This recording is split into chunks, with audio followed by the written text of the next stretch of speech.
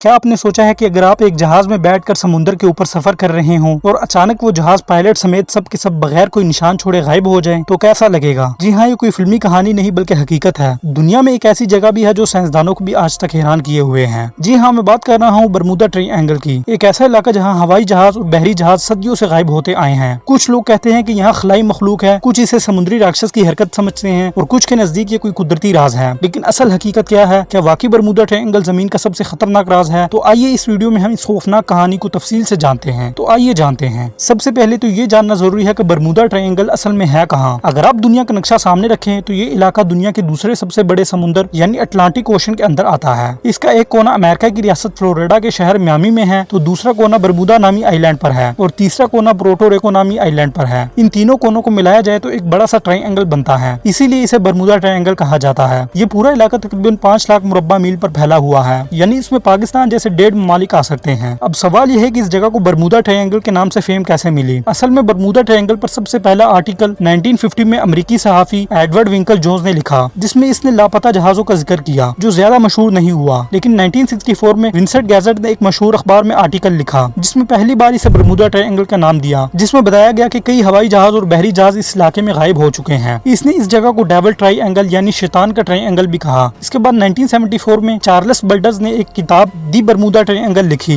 जो पूरी दुनिया में बहुत बिकी और इस तरह बरमूदा ट्रायंगल को आलमी शोहरत मिली। इस बुक में बरमूदा ट्रायंगल के बारे में मजीद खौफनाक कहानियां लिखी, तब से ये नाम पूरी दुनिया में मशहूर हो गया। अब आते हैं इन हादसों की तरफ जिन्होंने इस जगह को दुनिया का सबसे बड़ा राज बना दिया है। बरमूदा ट्रायंगल की कहानियों में सबसे मशहूर हादसा फ्लाइट 19 का है। ये हादसा 5 दिसंबर 1945 को हुआ। वर्ल्ड वार 2 खत्म हो चुकी थी। अमेरिका की बहरी बेस से 5 जंगी जहाज पायलट के साथ एक ट्रेनिंग मिशन पर निकले। इन जहाजों को एवेंजर बम्बार कहा जाता था। शुरू में सब कुछ बिल्कुल नॉर्मल था, लेकिन कुछ घंटों बाद पायलट्स ने रेडियो पर कंट्रोल रूम को बताया कि इन्हें रास्ते का अंदाजा नहीं हो रहा, इनके कंपास सही तरीके से काम नहीं कर रहे। पायलट्स ने कहा कि इन्हें जमीन या समुद्र की कोई पहचान नहीं हो रही, जैसे वो किसी और दुनिया में दाखिल हो गए हों। और कुछ देर बाद इनका राब्ता बिल्कुल खत्म हो गया और 500 जहाज हमेशा के लिए गायब हो गए। हैरान कर देने वाली बात यह है कि इन्हें ढूंढने के लिए एक रेस्क्यू जहाज भेजा गया, लेकिन वो जहाज भी स्टाफ समेत गायब हो गया। इस तरह एक ही दिन में 6 जहाज और 27 लोग हमेशा के लिए लापता हो गए। ये वाकया आज भी बरमूदा ट्रायंगल का सबसे बड़ा राज है। सिर्फ जहाज ही नहीं बल्कि बड़े बड़े बहरी जहाज भी यहाँ खौफनाक तरीके से गायब हो चुके हैं। SS कोटोपाक्सी ये एक कार्गो शिप थी जो 1925 में बरमूदा ट्रायंगल के अंदर गायब हो गई। जहाज पर लोग मौजूद थे लेकिन कभी वापस नहीं आए। कई दहाइयों बाद दावा किया गया कि इस जहाज को किसी ने समुद्र में देखा है, लेकिन कोई पक्का सबूत नहीं मिला। USS साइक्लॉप्स ये अमेरिका का सबसे बड़ा बहरी जहाज था